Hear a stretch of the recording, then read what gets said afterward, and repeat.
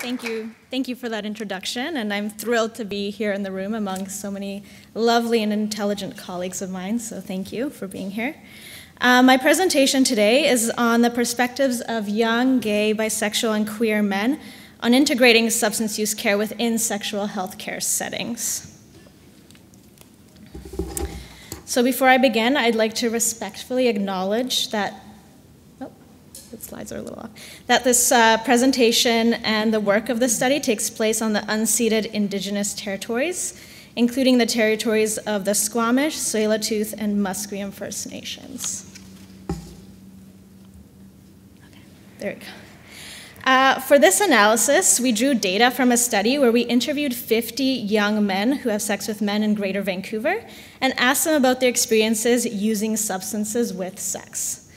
We had a diverse study sample, as you can see on the graphs in the slide, which depict the participants' sexual orientation identities, ethnic identities, and gender identities. And in some cases, these were multiple for each participant. But in summary, most of our participants, as you can see, identified as gay cis men, and the average age of our participants was about 24 years. The most commonly used substances among our sample were, as you can see from the top, alcohol, which was used by 94% of our participants, marijuana, used by 82%, MDMA, which was used by 50%, and then followed by cocaine, mushrooms, and poppers, each used by 40% of our sample, and meth was used by 26% of the participants in our sample. Many of our participants also indicated that they engaged in polysubstance use, which means that they use substances simultaneously or consecutively. We gathered data by conducting semi-structured in-depth interviews with young sexual minority men who use substances during sex. I'm going to glaze over this, and if you want to ask me more questions about it, feel free to do so in the question period or approach me after the presentation. After we completed coding the interviews, one of the questions that we asked of our data was, would integrating services for substance use, sexual health, and mental health be beneficial for sexual minority men? And we found that many sexual minority men in our sample spoke about experiences with siloed services that did not meet their co-occurring health care needs. In particular, participants described 4 features which enhanced their integrated substance use and healthcare experiences, and why changing services to reflect these would improve their access to care. And these were the provision of safe, sexual and gender minority affirming spaces, respectful and non-judgmental approaches, healthcare providers who know about sex and substance use, and the recognition of mental health dimensions in substance use and sexual wellness. Several of our participants felt that their needs would best be met by services that were committed to clients' personal safety and which were affirming of their sexual and gender minority identities.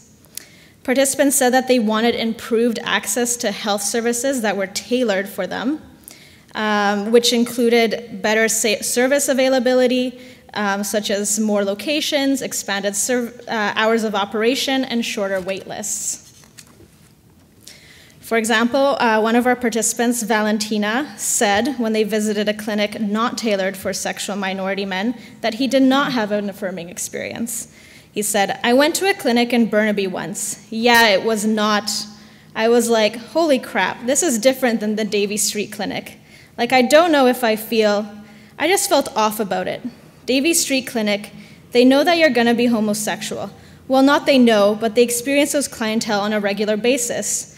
There, it's not as often.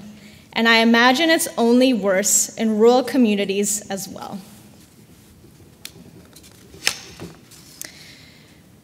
Participants who reported previous negative healthcare experiences where they felt judged or experienced stigma related to their sexual identities and practices tended to avoid seeking out care when they felt they needed it or felt apprehensive when they did have to seek out that care. For example, Lee told us, "There's a lot of healthcare spaces that I don't feel comfortable navigating them, if that makes sense. I don't feel like I can be fully honest. I feel like there's a sense of judgment depending on the doctor I'm getting."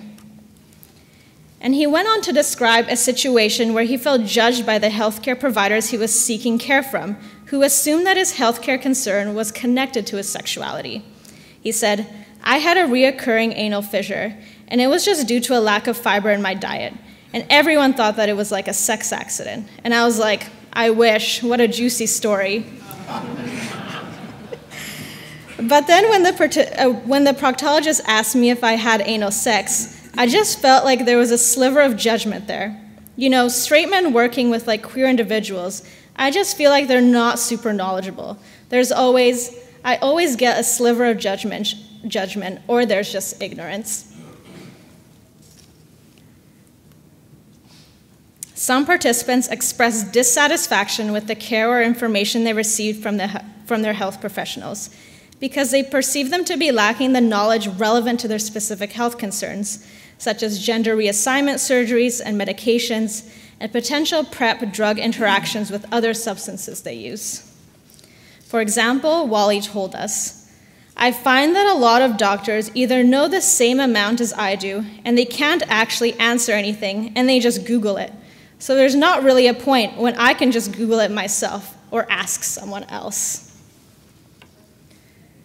Participants also emphasized how the interplay of mental health with both their sexual health and substance use represents key co-occurring health conditions in their lives.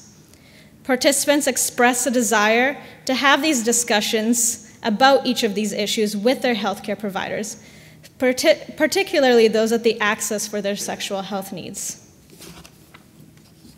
One of our participants, Andreas, said, "My mental health is obviously very intertwined with my sexuality and my gender identity. I wouldn't be comfortable discussing with anyone who wasn't knowledgeable about queer issues. I'm definitely a lot more comfortable discussing with someone who has experience with queer issues versus someone who doesn't."